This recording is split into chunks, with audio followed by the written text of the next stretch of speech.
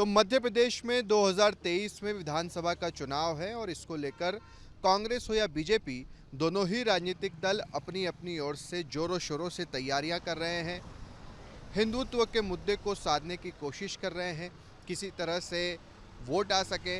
अभी हाल ही में हमने देखा कि मध्य प्रदेश में महाकाल कॉरिडोर बनाया गया, महालोक इसका नाम रखा गया और उसको लेकर भी हमने देखा कि जमकर सियासत हुई। कांग्रेस ने कहा कि ये तो कमलनाथ सरकार थी, उस समय निर्णय लिया गया था और उसी की ये देन है। दूसरी तरफ बीजेपी सरकार ने कहा कि कांग्रेस का इससे कोई लेना देना नहीं। मगर अब मध्य प्रदेश में कांग्रेस ने इतिहास में पहली बार पुजारी प्रकोष्ठ बनाया है। देखिए, मध्य प्रदेश में अलग अलग प्रकोष्ठ होते हैं और अल्पसंख्यक प्रकोष्ठ या आदिवासी प्रकोष्ठ, अब जो है वो पुजारी प्रकोष्ठ बनाया है और इस पुजारी प्रकोष्ठ के जरिए कांग्रेस ब्राह्मणों को और ख़ास तौर पर पुजारियों को साधने की पूरी कोशिश कर रही है। पीसी शर्मा, जो कि पिछली जो कमलनाथ सरकार थी उसमें धर्मस्व मंत्री थे और उन्हीं को ये जिम्मेदारी सौंपी गई है कि वो पुजारियों की जो मांग है, जो उनका मानदेय है, हालांकि मध्य प्रदेश में 4,000 रुपये मानदेय देने की घोषणा शिवराज सिंह चौहान ने की है।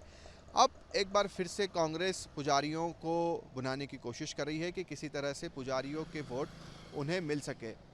हर मंदिर में कांग्रेस के नेता जाएंगे, कार्यकर्ता जाएंगे और वहाँ से पुजारियों से बातचीत करेंगे, उनकी परेशानियों को समझेंगे और जो घोषणा पत्र भी कांग्रेस बना रही है, क्योंकि देखिए मध्य प्रदेश में 2018 का जो चुनाव था उसमें कांग्रेस ने अपना जो घोषणा पत्र था जिसका नाम वचन पत्र रखा था, तकरीबन 973 बिंदु उसमें रखे गए थे। गाय का उसमें गौशालाओं का मसला था, किसान कर्ज माफ़ी था, मगर इस बार पुजारियों के लिए भी कांग्रेस पार्टी घोषणा पत्र लाने जा रही है, उनकी बात रखने जा रही है।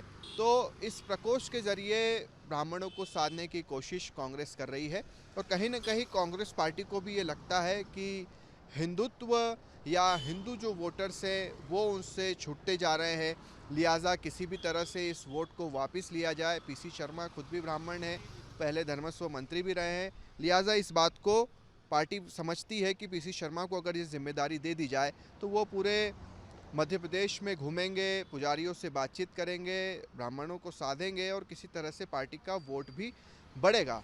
भारत जोड़ो यात्रा भी मध्य प्रदेश में आ रही है। अब इस यात्रा में आदिवासियों को साधने की लगातार कोशिश हो रही है। तो कांग्रेस पार्टी अब मध्य प्रदेश में जो कुछ भी कर रही है वो कहीं न कहीं किसी न किसी वर्ग को साधने की पूरी कोशिश कर रही है। अब देखना होगा कि इस पुजारी प्रकोष्ठ के बनने से, क्योंकि प्रकोष्ठ कांग्रेस में कई बनाए गए, ऐसा नहीं है कि ये पहला प्रकोष्ठ है, दर्जनों प्रकोष्ठ बनाए गए हैं, मगर वो सिर्फ नाम के ही रह जाते हैं। उसकी एक आध बैठक होती है, मगर अब जब ये प्रकोष्ठ बना दिया है तो देखना होगा कि पुजारियों को लेकर कांग्रेस पार्टी क्या करती है, उनकी और ऐसी कौन सी मांगे हैं जिसको लेकर कांग्रेस पार्टी अपने घोषणा पत्र में भी ये बात रखती है। तो देखना दिलचस्प होगा कि इस प्रकोष्ठ से कांग्रेस पुजारियों को के वोट कितने ला पाती है। वीडियो अनवर के साथ शुभम गुप्ता, न्यूज़ नेशन, भोपाल।